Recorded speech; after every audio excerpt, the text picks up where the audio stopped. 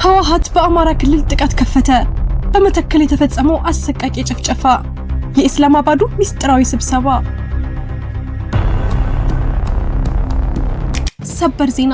የፕሪቶሪያው ስምምነት በይፋ ተቀደደ።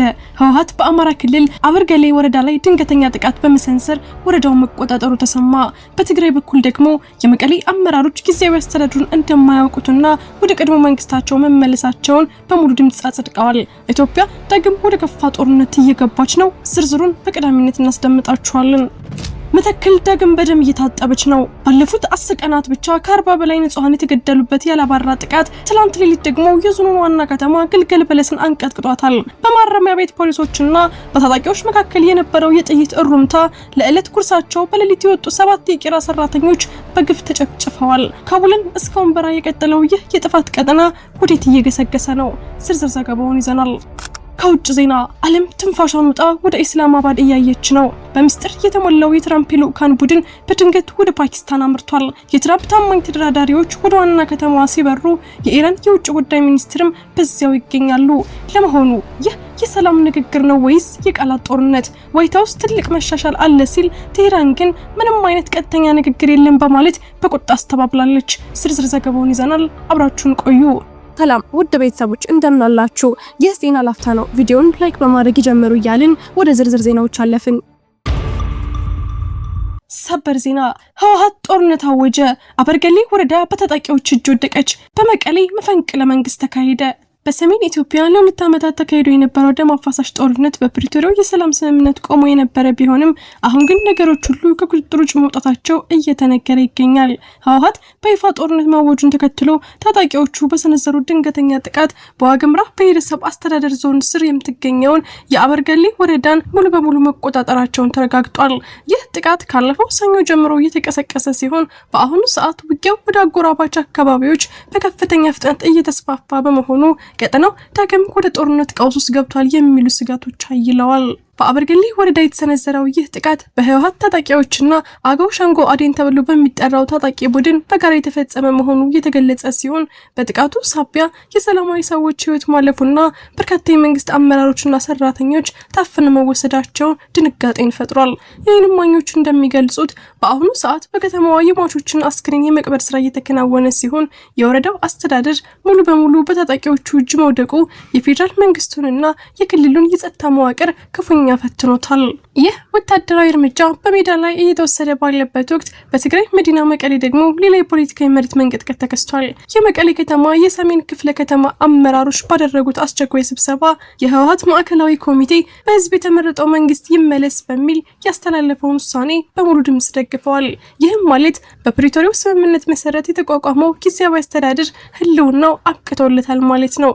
የክፍለ ከተማው ዋና አስተዳዳሪ አቶ ሙልጌታ ገብሩ ባቀረቡት ጽሁፍ ጊዜያዊ አስተዳደሩ ባለፉት 3 ዓመታት ተፈናቃዮችን መመለስ አለመቻሉን፣ የትግራይ መሬት አሁንም በጠላት እጅ መሆኑንና በክልሉ ላይ የመድኃኒት የነዳጅና የደሞዝ ክልከላ መጣሉን በመጥቀስ የፕሪቶሪያው ስምምነት ተጥሷል ሲሉ በይፋ አውጀዋል። ይህ የህወሓት አቋም በመቀሌ ከተማ በሚገኙ ሌሎች ክፍለ ከተሞችም በተመሳሳይ መልኩ የጸደቀ ሲሆን ድርጅቱ የትግራይን ህልውና ለመምራት የራሴ የሚለው መንግስት ሊኖረኝ ይገባል የሚል ቁርጠኝነትን መያዙን ያሳያል። ይህ ደግሞ ከፌዴራል መንግስቱ ጋር ያለውን ግንኙነት ወደ ለየለት ግጭት ሊወስደው እንደሚችል የፖለቲካ ተንታኞች እየገለጹ ነው።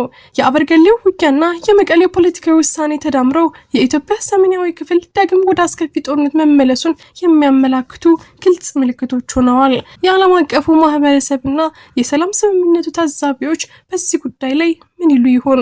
የፌዴራል መንግስቱስ ለአበርገሌው ጥቃትና ለመቀሌው የፖለቲካ መጽ የሚሰጠው ምላሽ ምን ሊሆን ይችላል? ጉዳዩን በቅርበት እየተከታተልን የምናደርሳችሁ ይሆናል። እርሶም በዚህ መረጃ ላይ ያለውትን ማንኛውም ሀሳብና አስተያየት በኮሜንት ሴክሽን ላይ እንዲያጋሩን እየጋበዝን አሁን በቀጥታ ወደ ቀጣዩ ዜና እንለፍ።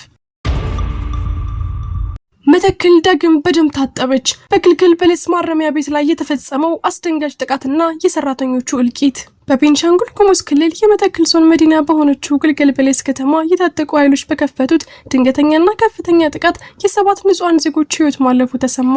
አርብ ሚያዝያ 16 ቀን 2018 ዓመተ ምህረት ሌሊት 11 ሰዓት ገደማ የተጀመረው ይህ ጥቃት በከተማው የሚገኘውን ማረሚያ ቤት ሰብሮ በመግባት የታሰሩ የጥቃቱ ፈጻሚ አባላትን ለማስፈታት ያለመ እንደነበረ የዓይን እማኞችና የአካባቢው የፓርላማ ተመራጭ ዶክተር መብራቱ አለሙ ለቢቢሲ አረጋግጠዋል። ታጣቂዎቹ ከተማዋን በመግበብ ወደ ማረሚያ ቤቱ ለመዝለቅ ጥረት ቢያደርጉም ከማረሚያ ቤት ፖሊስ፣ ከመደበኛ ፖሊስ፣ ከሚሊሻና ከፌዴራል ፖሊስ ጋር በገጠሙት ብርቱ የተኩስ ልውውጥ እስረኞችን የማስፈታት እቅዳቸው ሳይሳካ ቀርቷል። ሆኖም በዚህ መራራ ግጭት መሃል በሌሊት ወደ ስራ የተሰማሩና ስለ ሁኔታው ምንም የማያውቁ 7 የቄራ ሰራተኞች ወይም አራጆች በጥይት ተደብድበው መገደላቸው ከፍተኛ ድንጋጤን ፈጥሯል። ቄራውና ማረሚያ ቤቱ የሚገኙበት ስፍራ ተቀራራቢ በመሆኑ ንጹሃኑ ለጥቃት ሰለባ መሆናቸው ተገልጿል። በተደረገውም የመከላከል እርምጃ ከአጥቂዎቹ ግን 2 ሰዎች መገደላቸው የተነገረ ሲሆን አንድ የሚሊሻ አባልም ህይወቱ ማለፉ ተመልክቷል። ይህ በግልገል በለስ የተፈጸመው ጥቃት በዞኑ ውስጥ ባለፉት 10 ቀናት ብቻ በቡለን፣ በድባጤና በወንበራ ወረዳዎች በጉሙዝ ታጣቂዎችና በኦሮሞ ነጻነት ሰራዊት ሸኔ በተከታታይ ሲፈጸሙ የቆዩ የንጹሃን ግድያዎች አካል መሆኑ ተጠቁሟል። በተለይም ባለፈው ረቡዕ በቡለን ወረዳ በደረሰ ጥቃት የ20 ሰዎች ህይወት ማለፉ የሚታወስ ሲሆን ቀጠናው ዳግም ወደ ስጋት ቀጠናነት እየተቀየረ መሆኑ ነዋሪዎችን ክፉኛ ስጋት ላይ ጥሏል። ቪዲዮአችንን ላይክ ማድረግ አይርሱ እያልን ወደ ውጭ ዜና አለፍን። በትራምፕና በኢራን መካከል በፓኪስታን ምን ተፈጠረ? ሚስጥራዊ ጉዞና የቴህራን አስደንጋጭ ምላሽ። የዓለምን የፖለቲካ ውጥረት የሳበው የአሜሪካና የኢራን ፍጥጫ አዲስ ምዕራፍ ላይ የደረሰ ይመስላል። የፕሬዝዳንት ዶናልድ ትራምፕ አስተዳደር 2 ከፍተኛ ተደራዳሪዎችን ወደ ፓኪስታን ከተማ ኢስላማባድ እንደሚልክ በይፋ ያስታወቀ ሲሆን ይህም በሁለቱ ሀገራት መካከል ያለውን ውጥረት ለማርገብ የተያዘ ትልቅ እቅድ ተደርጎ ተወስዷል። እንደ ዋይት ሀውስ ገለጻ የትራምፕ ልዩ መልእክተኛ ስቲቭ ዊትኮቭ እና አማቻቸው ጃሬድ ኩሽነር ቅዳሜ ዕለት ወደ ፓኪስታን የሚያቀኑት ኢራን በአካል ለመነጋገር ፍላጎት በማሳየቷ ነው። የዋይት ሀውስ ፕሬስ ኃላፊ ካሮሊን ሌቪት እንደተናገሩት ይህ ንግግር ውጤታማ የሚሆን ከሆነ የአሜሪካው ምክትል ፕሬዝዳንት ጄዲ ቫንስ ጭምር ወደ ስፍራው ለማቅናት ዝግጁ ናቸው። ፕሬዝዳንት ትራምፕ ኢራናውያኑን ለመስማትና ለዲፕሎማሲ እድል ለመስጠት መወሰናቸው በዋሽንግተን በኩል ትልቅ ተስፋን ጭሯል። ይሁን እንጂ ከቴህራን በኩል የሚሰማው ድምጽ የተለየና ግራ የሚያጋባ ሆኗል። የኢራን የውጭ ጉዳይ ሚኒስትር አባስ አራግቺ ትናንት ምሽት ፓኪስታን የገቡ ቢሆንም የሀገሪቱ የውጭ ጉዳይ ሚኒስትር ግን ከአሜሪካ ጋር ምንም አይነት ቀጥተኛ ንግግር ለማድረግ የታቀደ ነገር የለም ሲል አስተባብሏል።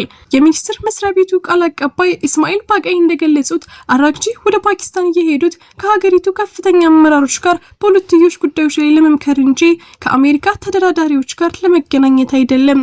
የኢራን ምልከታዎች ለፓኪስታን ይቀርባሉ ያሉት ቃል አቀባዩ ንግግሩ ቀጥተኛ ሳይሆን በፓኪስታን አገናኝነት የሚካሄድ መሆኑን ፍንጭ ሰጥተዋል። ይህ በእንዲህ እንዳለ ፕሬዝዳንት ዶናልድ ትራምፕ ኢራን የድርድር ነጥቦችን አቀርባለች እያየነ ነው ሲሉ በሁለቱ ሀገራት መካከል ሚስጥራዊ የሆኑ ግንኙነቶች እየተካሄዱ መሆኑን ጠቁመዋል። የአሜሪካ ተደራዳሪዎች ወደ ፓኪስታን መጓዝና የኢራን ውጭ ጉዳይ ሚኒስትር በዚያ ወቅት በስፍራው መገኘት በዓለም አቀፍ ዲፕሎማሲ ረድፍ ትልቅ ግምት ተሰጥቶታል። ኢራን በእርግጥም ከአሜሪካ ጋር ፊት ለፊት ለመቀመጥ ወስናለች ወይስ ፓኪስታን በመካከላቸው እንደ ብቸኛ የሰላም ድልድይ ሆና ታገለግላለች? ዓለም በጉጉት የሚጠብቀው ይህ ክስተት ምናልባትም የዓለምን ኃይል ሚዛን ሊቀይር የሚችል ታሪካዊ ክስተት ሊሆን ይችላል። የትራምፕ ከፍተኛ ግፊት ማክሲመም ፕሬሸር ስልት ወደ ታላቅ ድርድር ግራንድ ባርጌን ይቀየራል ወይ የሚለው ጉዳይ መላውን ዓለም በአንክሮ እያስጠበቀ ይገኛል። ውድ የዜና ላፍታ ቤተሰቦች የሰዓቱ መረጃዎቻችን ያዳመጣችሁትን ይመስል ነበር። ስለተከታተላችሁን እያመሰገንን ቻናላችንን ሰብስክራይብ በማድረግ ቤተሰብ እንድትሆኑ እየጋበዝን በዚሁ ተሰናበትን። ጤና ይስጥልን።